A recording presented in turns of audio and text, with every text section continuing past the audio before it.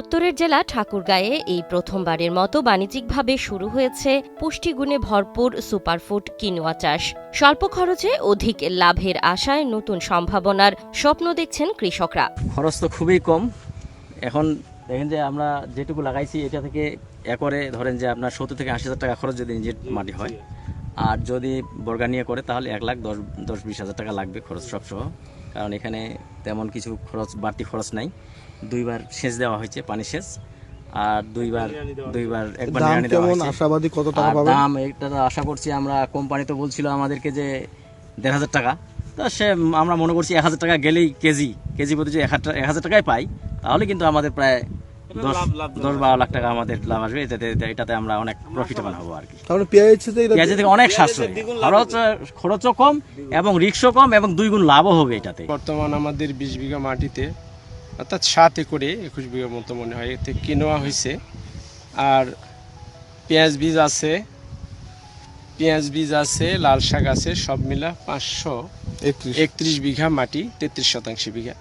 এটা আমাদের প্রজেক্টে আছে। ওই দুর্বল পেশেন্ট যারা, এটা খুব মূলত অনেক ভালো একটা নবচারীরা প্রথমে এই কেনোয়া নিয়েই চাঁদের দেশে গেছে, এর ইতিহাস আছে অনেক। ইনশাল্লাহ আপনারা এখন বিজ্ঞানের যুগ সার্চ দিলেও পাবেন, দেখবেন যেটা অনেক দামি খাবার, সুপারফুড, সুপার মলে বিক্রি হয় আর কি, বিভিন্ন বাংলাদেশের বিভিন্ন জায়গাতে হয়, অন্যান্য রাষ্ট্রেও আছে।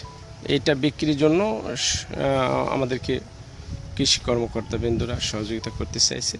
কৃষি বিভাগ বলছে দেশের বাজারে কিনোয়ার চাহিদা বাড়ছে। বিদেশি শস্য হলেও দেশের আবহাওয়ায় পরীক্ষামূলক চাষে মিলছে ভালো ফলন। সেই সফলতার ভিত্তিতেই এবার বাণিজ্যিকভাবে চাষ শুরু করেছেন কয়েকজন উদ্যোক্তা কৃষক। এটাতে রয়েছে আপনার হলো ওমেগা 3 এবং ওমেগা 6, যেটা আমরা সহজেই আমাদের যে বিভিন্ন ধরনের যে সবজি আছে এটাতে পাওয়া যায় না। এটি পেতে হলে আমাদেরকে সামুদ্রিক মাছ খেতে হয়। তো সেদিক দিয়ে এটি একটি খুব ভালো সুপারফুড হিসেবে যারা ডায়াবেটিস রোগী তাদের জন্য। তো এটি আমাদের এখানে চাষ হচ্ছে, এটার জন্য খুবই আমাদের একটি গর্বের বিষয় যে বলে আমাদের বালিয়াডাঙ্গিতে এরকম একটি সুপারফুড চাষাবাদ হচ্ছে।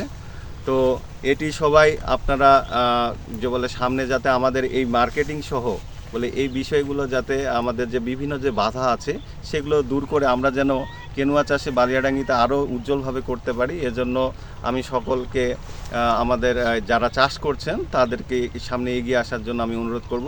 কৃষি বিভাগের সহায়তায় ও বাজার ব্যবস্থাপনা নিশ্চিত হলে কিনোয়া হতে পারে উত্তরের কৃষিতে নতুন অর্থকরী ফসল। এখন শুধু সময়ের অপেক্ষা স্বপ্ন কতটা বাস্তবে রূপ নেয়।